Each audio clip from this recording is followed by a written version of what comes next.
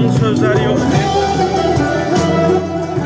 Həmişə şad günlər üçün oynayasın. Bu minusovkası yoxdur valla.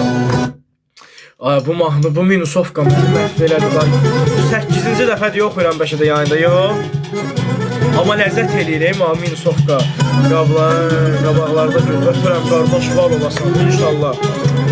Bütün Azərbaycan xalqı var olsun, hələ də qaranlıqdır. Yo, işıqlıdır, gəncsi Bakıdayam mən. Çox gözəldir. Bir gözələ vuruldum, dedim ona dəymə, dəymə. Bir gözələ vuruldum, dedim ona dəymə, dəymə. Həsrətindən yoruldum, yandı bağrım yara dəymə. Həsrətindən yoruldum, yandı bağrım yara dəymə. Dedim insafa gəlsin, xanım ona dəymə, dəymə. Gözəl daxil, necə əl çəkim bu minusovkada. Ay, dedim insafa gəlsin, xanım ona dəymə, dəymə. Yandı bağrım kül oldu, yandı canım yara dəymə. Yandı bağrım kül oldu, yandı canım yara dəymə.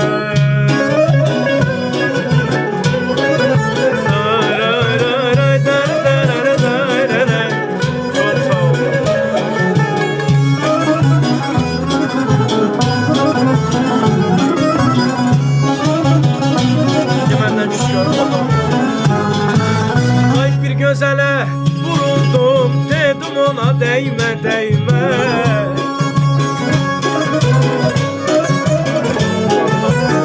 Я не знаю это по-русски, mən rusca barxat nə deməkdir, pis.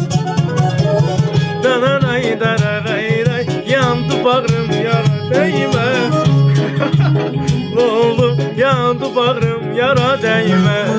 Dedim insafa gəlsin, xanım ona dəymə, dəymə.